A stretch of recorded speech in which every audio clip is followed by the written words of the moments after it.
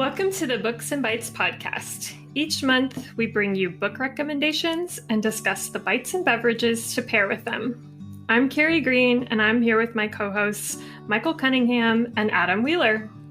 Hello. Hey, how you doing? We're coming to you once again from our home, so please forgive any baby or pet sounds or lawnmowers that Dogs you may and hear. loud neighbors. Yeah. Yeah, any of that. We're going for authentic here. How about you guys? Are you holding up okay? Still under quarantine? Doing pretty good so far. Yeah. Doing all right. Trying new recipes and stuff like that. So Yeah. That's one nice thing about Books and Bites. It's kind of forcing me to try some things. Gotta get creative. I made a curry burrito the other day because that's what I had on hand. Some leftover curry and I put in a tortilla. Hey, that works. I've also learned that you can make an omelet with pretty much any leftovers you have too. Oh, wow, handy. I have an omelet recipe today. Perfect. Oh, really? Awesome. So today we're talking about books that were originally written in another language but have been translated into English. Unless you read some other language. I only read English, so that's what I did.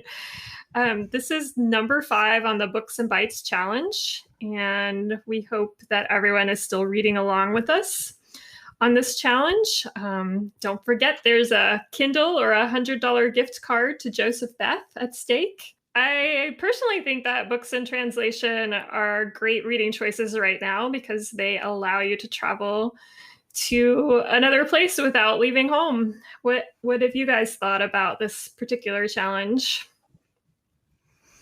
I thought that you get a lot of really good insight into a lot of different cultures, especially in my first recommendation takes place in Iraq, and you got a lot of that insight into the daily struggle of what that looks like in modern day Baghdad.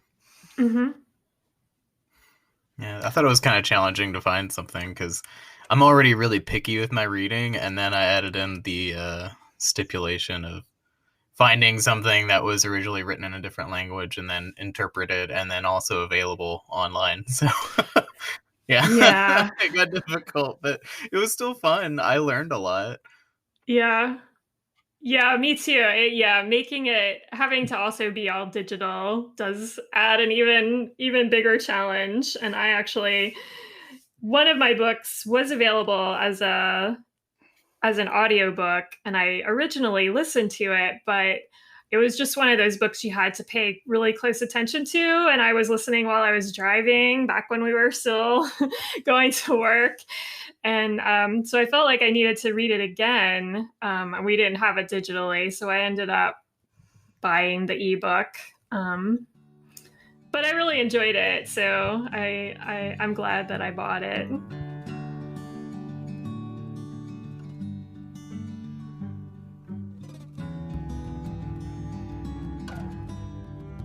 So my first book is The Housekeeper and the Professor by Yoko Ogawa, and it's translated from the Japanese by Stephen Snyder. The Housekeeper and the Professor is told from the point of view of a single mother who works in the home of a former math professor with a traumatic brain injury. Due to a car accident that took place 17 years ago, the professor's short-term memory is limited to 80 minutes. He doesn't remember the housekeeper from day to day or even from hour to hour. In fact, he has to pin notes to himself to know who she is. In spite of his disability, the professor is still a brilliant mathematician, entering math problem contests in journals for the prize money. He's also very kind. When the professor first learns that the housekeeper has a 10-year-old son, he demands that she bring him to his house after school instead of leaving him home on his own, asking, quote, "Are you going to stand there frying hamburgers when your child could be dying in a fire?" Unquote. The professor takes to the boy immediately, calling him Root because his flat head makes him look like a square root. The professor connects to both the housekeeper and Root through math. The the two discover a love of the discipline thanks to the professor's informal lessons. I've personally always hated math, but this book reveals its poetry. As I listened to the audiobook, I couldn't help wishing I'd had a math teacher like the professor. The Housekeeper and the Professor is a short, lyrical, and bittersweet novel about the tenuousness of time and memory and the importance of living in the present. It's available as an ebook on Kentucky Libraries Unbound using the Overdrive or Libby apps, and as a downloadable audiobook on Kentucky Libraries Unbound and RB Digital.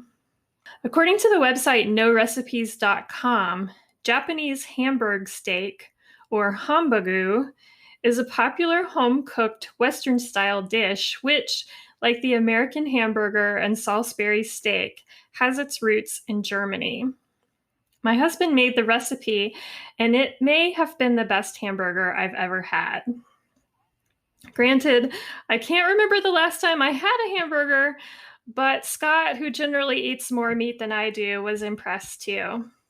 It comes together a little like a meatloaf with egg, onions, and panko breadcrumbs, but you fry it like a hamburger. This version used a little silken tofu in place of dairy. You finish it off with an umami-loaded sauce made of the pan juices, red wine, oyster and Worcestershire sauces, and of course, ketchup. Scott said it was kind of a pain to make, but definitely worth it. I agree, and we'll link to the recipe on our blog. Yeah, that sounds delicious and totally worth all the heartburn that I would get from eating that. Yeah, it was. And we served it the Japanese style over rice, but you could have served it on a hamburger bun if you wanted to as well. But anyway, very good. And I also wanted to mention that Yoko Ogawa has a new book out called The Memory Police, and that is also getting rave reviews. And it's also about memory, but the book is more dystopian than domestic. So if sci-fi and speculative fiction are more your thing, you might want to give it a try instead. It's available also as a downloadable audiobook on Kentucky Libraries Unbound or RB Digital.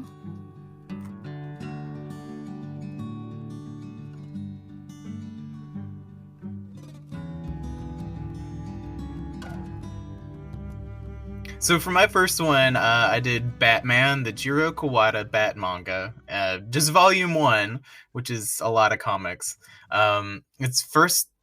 Is the first set in the collected series of a Batman shonen manga, published in 1960s Japan, while the original American TV show was in its prime. For a little bit of background, if you don't know some of the terminology, manga is a specific form of Japanese comic. It's sort of a style. And shonen refers to manga whose target audience is males, years 15 and younger. Or you could also think of shonen as comics aimed towards middle grade and junior high readers who have an interest in action comics. Jiro Kawada's Batman is engaging, yet over the top. True to Adam West era Batman. Each story arc focuses on its own kooky, maniacal villains such as Lord Deathman, Dr. Faceless, the Human Ball, Professor Gorilla, Go-Go the Magician, and a politician gone full mutant. If you're used to current-day mega-serious Batman, it may be a bit jarring to hop back into this era where the stories have more of a zany Scooby-Doo feel. Still, there's a lot of fun to be had following Bruce Wayne, Batman, and Dick Grayson, Robin, as they nab the bad guy time and time again. The series gets true early day comics credit for including educational material that helped them justify young readership to parents. That said, the educational value gets a little lost in the occasional pseudoscience or drastic exaggeration of scientific principles for the sake of excitement. And honestly, I wouldn't have it any other way. Explosive exaggeration is really the spirit of 1960s Batman, so it just wouldn't be the same without it. That said, anyone with interest in Japanese language may find it exciting that the English translation maintains kanji for onomatopoeia sound effects. So that is Japanese writing using Chinese characters. And the onomatopoeia is just a word that sounds like the sound it makes, like the swish, boom, pow kind of stuff that comics are really famous for. We've got 3 volumes of Jiro Kawada's Batman on Hoopla Digital, if you'd like to read the series with your library card. This Batman was a westernized character being introduced to a Japanese audience, so I think it's fitting to choose a Japanese recipe with a Western influence. Fried rice omelet, or omurice, is an incredibly popular breakfast, especially with children. The recipe is available in Japanese Cooking Made Simple on Hoopla. Basically, omurice is a ketchup-flavored fried rice topped with an omelet. When I've made omurice, I've just used ketchup as a topping rather than cooked it into the rice, and I added cheese to the omelet. It's an easy, tasty, and filling meal that'll have you ready to beat the bad guys. Like eggs. It's all right. I couldn't resist cracking a yolk right there for that. Yeah. Yeah. That sounds really good. It's funny that both of our recipes are Japanese Western influence so far, and both have ketchup in them. Yeah, and both are served on top of rice too. Yeah, I usually, when I get Chinese food, I'll save the leftover white rice because it feels like empty calories to me, and I'll make omurice in the morning with it. Oh yeah, that sounds good. Good tip.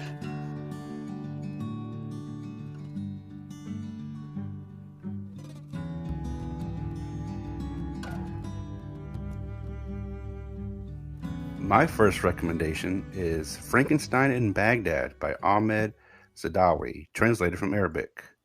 The story centers on Hadi, a junk dealer who lives in the ruin of a collapsed house in the Badawin district of Baghdad. After his best friend is killed in a suicide bombing, an almost daily occurrence in Baghdad, a deep change settles over him. He begins collecting body parts that he finds after suicide bombs go off to build a complete corpse, hoping it will be acknowledged as a person by the government and receive a proper burial. Coming home one day, he notices that his creation, which he dubs the What's Its Name, is missing. It starts carving a bloody trail through Baghdad, first taking revenge for each body part it was created with, and then starts killing for survival. As its notoriety spreads through Baghdad, the What's Its Name starts impacting the lives of others like Alishfa, who lives in the house next to Hadi and continues to hold out hope that her son Daniel will come home from the Iran-Iraq war that ended 20 years previous. And Mahmoud, a journalist who is trying to make it big as a reporter by tracking the story of the What's Its Name. It also starts attracting the attention of the shadowy Pursuit and Tracking Department, a government entity tasked with investigating urban legends and predicting security threats in and around Baghdad. As a What's Its Name, who believes it's just misunderstood, continues its mission, it leaves an indelible mark on everyone's life that crosses its path, including Baghdad itself. Frankenstein in Baghdad is not your typical horror novel. Instead of retelling Mary Shelley's Frankenstein, it cleverly uses the Frankenstein's monster trope to weave together several narratives of colorful characters to form a surreal, incomplex tapestry that illustrates the daily struggle of surviving the violence, corruption, and horrors of U.S.-occupied Baghdad. Through these characters, you get a great deal of insight of Iraqis struggling to live in the aftermath of the invasion. Riding the bus, eating at a cafe, or just walking down the street at the right time can be the difference between life and death. It also shows that while many are just trying to survive, there are just as many that are trying to take advantage of the void left by Saddam Hussein's regime, like Faraj, who's trying to short power in Badawin with his real estate company, or Brigadier Mahid, the head of the Tracking and Pursuit Department, who longs for a position of great importance in the new government. The novel is also interwoven with many moments of black humor. One scene shows the military rounding up all the ugly men in Badawin, since that's the only description they have of the What's Its Name. Another shows the astrologers of the mysterious Pursuit and Tracking Department, dressed as the stereotypical wizards with full regalia, flowing robes, long beards, and conical hats. These moments serve to balance out the horrific moments and highlight the absurdity of war. So on yumly.com, I found a delicious looking recipe for Iraqi kebabs, a dish Hadi enjoys at his friend Aziz's cafe. It's a pretty easy recipe that calls for ground beef, parsley, tomato, onion, and salt and pepper. Once you mix up the ingredients, you'll pack it around skewers and grill at 400 degrees for 4 minutes on each side. I was finally able to get my hands on some ground beef, so I'll be cooking these up later this week. Sounds good. So you were able to find some Iraqi horror? Would you call it horror, or would you call it suspense? I think it uses the not really. I guess it would be classified as horror since it uses the Frankenstein's monster.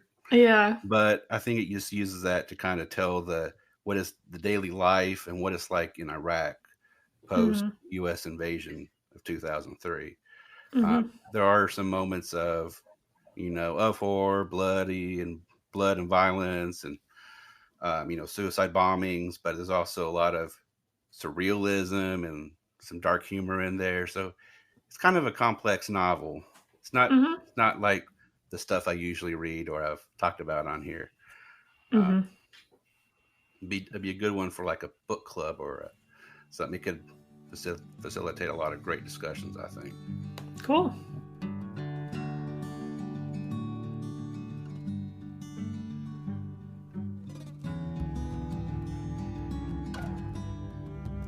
My next book is Mirror, Shoulder, Signal by Dorthe Noors and translated from the Dutch by Misha Hekstra.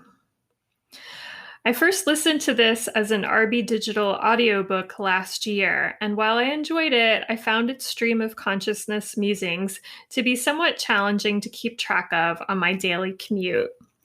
But I knew I wanted to give the print version a try, and I'm really glad I did. Shortlisted for last year's Man Booker International Prize, Mirror, Shoulder, Signal is about Sonia, an introspective single woman over 40 who lives in Copenhagen and is having something of a midlife crisis. Sonia is bored with the Swedish crime novels she translates for a living, and she's begun to miss her home in rural Jutland. She also misses her sister, though their relationship is strained, and she's experiencing some physical difficulties. Her positional vertigo is flaring up, especially now that she's taking driving lessons for the first time. Sonia is very lonely, and above all, she has a deep desire to connect. Unfortunately, the people she goes to for help often seem to let her down. Her masseuse, Ellen, acts more like a New Age therapist than masseuse. She wants to analyze all of Sonia's physical problems as emotional problems and seems to expect a deeper friendship than Sonia is willing to give. Ellen's own insecurities disappoint Sonia. Quote, "A person who has her hand on the back of your heart shouldn't be unsure," unquote. Sonia's driving teachers also frustrate and disappoint her. First, Judah, who refuses to let Sonia shift gears during their lessons, and then Folk, who seems to be dragging out their lessons just so he can hit on Sonia. Quote, "What does Sonia know about driving instructor pedagogy?" the narrator writes, "other than that the student must relinquish her free will," unquote. As that quote suggests, the book is often witty. I found the language throughout to be beautiful and surprising, and I highlighted numerous passages in the Kindle book I ultimately purchased. The author focuses on Sonia's character development rather than plot, though that doesn't mean that nothing happens in this book.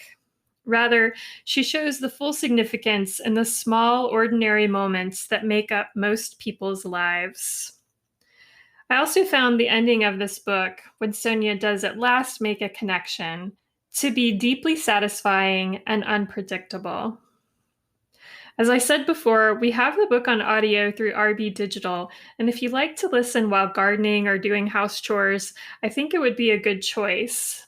We also have the print version of the book, which we hope you'll be able to check out soon. Sneaking away from a woman's hike to eat cake in a cafe is one of the many small rebellions Sonia makes in this novel. I baked a Danish dream cake in honor of that moment. It's not the layer cake Sonia orders, but with its not too sweet vanilla sponge topped with brown sugar and coconut, it's homey and delicious. You probably have most of the ingredients on hand already. We'll link to the recipe on our blog. Say that character sounds really relatable. Like, I'm sick of being at this picnic. I'm just gonna slip out. Bye. I'm done. Yeah, I definitely related to her. That the whole, just trying to like get her massage, but her masseuse wants to be her pal. Yeah. And I don't know. She would, yeah. I found Sonia not always likable, but definitely relatable.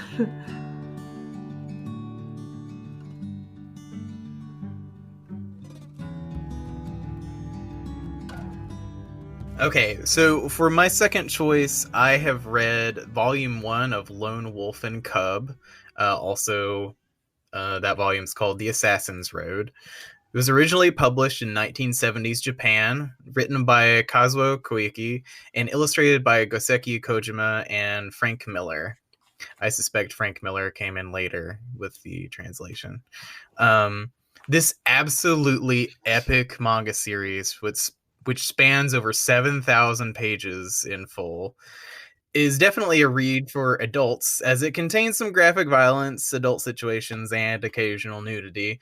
While the content may be a bit strong for some readers, I'd encourage an open mind for this series, which has received a 2001 Eisner Award for Best U.S. Edition of Foreign Material, and a 2002 Harvey Award for Best Graphic Album of Previously Published Work. So needless to say, I did not read 7,000 pages. I read the first of 28 volumes. The creators pay painstaking attention to historical detail of Edo period Japan. That's the period where the Tokugawa shogunate assumed rule of Japan from 1603 to 1868.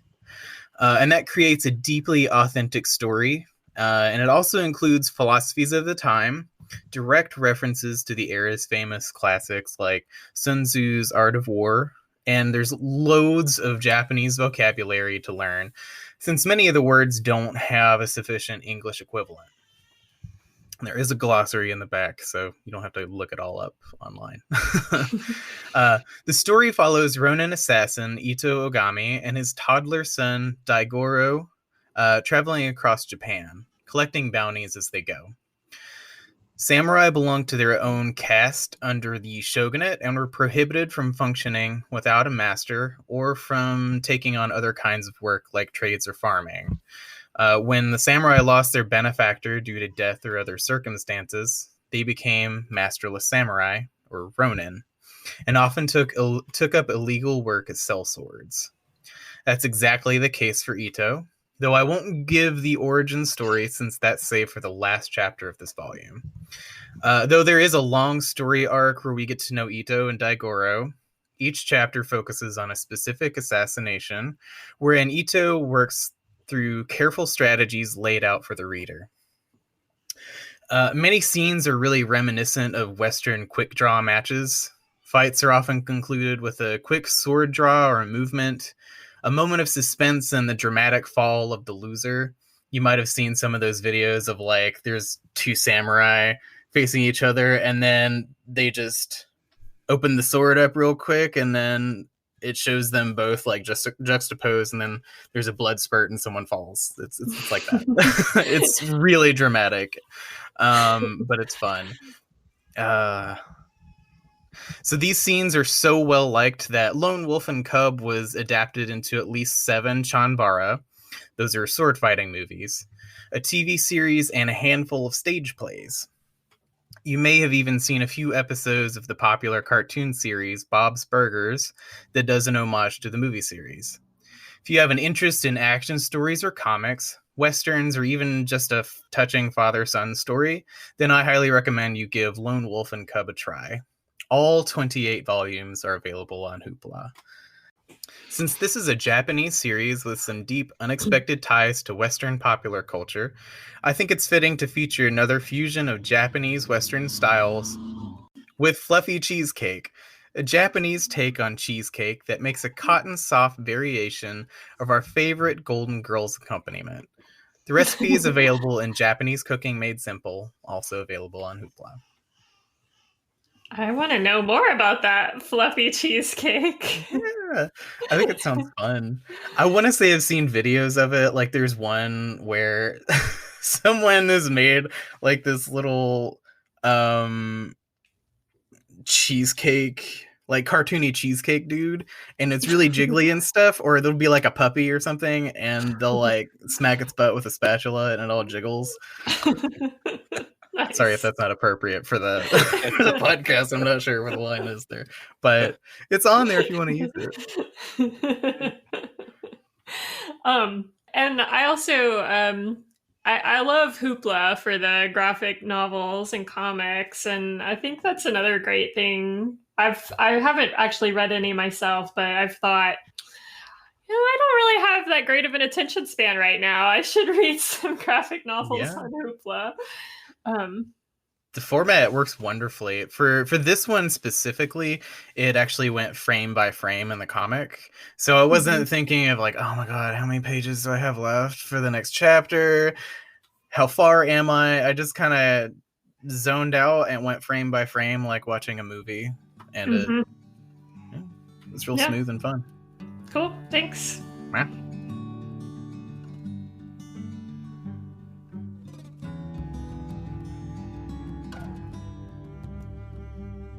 So my second recommendation is Hex by Thomas Old Huvelt, translator from Dutch.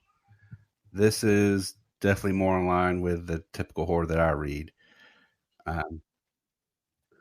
So history is littered with many examples of people that can't seem to learn from their past sins. Just like William Faulkner said, the past is never dead. It isn't even past. That thought seems to lie at the heart of this novel. The small town of Black Spring, New York, is cursed. For 350 years, Catherine Van Wyler, the Black Rock Witch, has haunted the town since they sentenced her to death for raising her son from the dead in the 1600s. With her eyes and mouth sewn shut and her arms chained to her body, she wanders the town, popping up just about anywhere, anytime. Bedrooms, living rooms, the grocery store, even the middle of the street. Not only do they have to deal with a free-roaming witch, they can never leave. If they stray too far from Black Rock Spring, intense grief and despair will grip them, driving them to commit suicide. They also have to keep the outside world from finding out about her. To do this, the town employs a sophisticated and high-tech surveillance network called Hex that monitors the town through cameras and a smartphone app the townsfolk uses to report Catherine's whereabouts. It's fascinating to watch as modern-day technology is employed to combat an ancient supernatural curse. The story, while covering perspectives from the entire town, primarily focuses on the Grant family and the head of Hex, Robert Grimm, who has to contend with the town's council that set it up by the zealot Colton Mathers. The Grant's eldest son, Tyler, a budding journalist who is about to graduate high school, wants to escape Black Spring by exposing the Black Rock Witch to the world.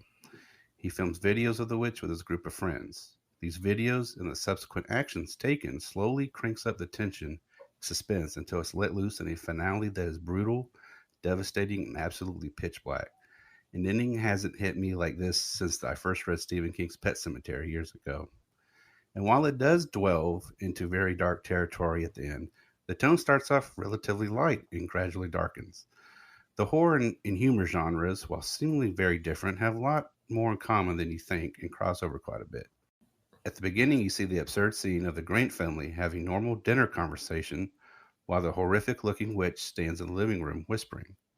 Another moment, one of my favorites, is when a farmer is preaching on the street corner from an e-reader and having a whole bunch of trouble getting it to work. The author makes impressive use of America's early dark history to build an engaging mythology using the Salem witch trials and the lost colony of Roanoke for inspiration. If you're familiar with the witch trials, the name Colton Mathers might sound familiar. That's probably because the character is a very poorly veiled modern-day representation of Cotton Mather, a Puritan minister who was heavily involved in the Salem witch trials. Another interesting thing is that this novel is not an exact translation of the original text. In the acknowledgments, the author explains that this book is very different from the original Dutch text set in the Netherlands. In addition to changing the setting in the English translation to the United States, he goes on to explain that he also completely changed the ending as well, which he wrote himself in English. I've never heard of an author doing so much work for a translation before, but it totally works. This novel is recommended for true horror fans. It is very violent and gory and bleak, one of my favorites I've read so far this year. If you're a fan of Stephen King, especially It, Needful Things, or Pet Sematary, I highly recommend this one. My pairing is the delicious-looking Bruges Rookworst, a Dutch sausage and sauerkraut sandwich. I found the recipe on the website thespruceeats.com. The closest thing to compare it would be the American hot dog. It calls for Rookwurst, sauerkraut, mayo, Dutch mustard, rolls, white wine, thyme, a bay leaf, butter, chives, and parsley. You can use any smoked sausage and grainy mustard since Rookwurst sausage and Dutch mustard aren't easy to find. That definitely sounds like a grown-up hot dog. Yes. Apparently it's served, not something you find like a sporting event, but more like what they say, an ice skating rink. It's like a cold weather food, apparently. I feel like that would be served with like a tasting flight of beers. Yeah. Very good beer. Sure, yeah. So they still consider it a translation, even though the translator seemed to take some liberties with the book? Yeah, I mean, apparently I guess he had the translator change the settings from the Dutch. So the writer wanted the... Yeah, he wanted to change it to be set in the United States, but he wrote the last 5 chapters, he wrote in English himself. The rest of it was translated, which is very interesting. I've never heard of anything like that. It's really weird. Did the last 5 chapters feel jarringly different? I mean, I guess it's the same author, so it shouldn't feel too different. I looked it up, and the ending from the original and this one are very different. They are completely different. It's much, much darker. It's kind of interesting. But apparently a lot better. I'm really curious to know what happens if the outside world hears about the witch or sees things about it. Like, why does that need to be a secret? But I guess I'll have to read the book and find out. No spoilers here. Yeah.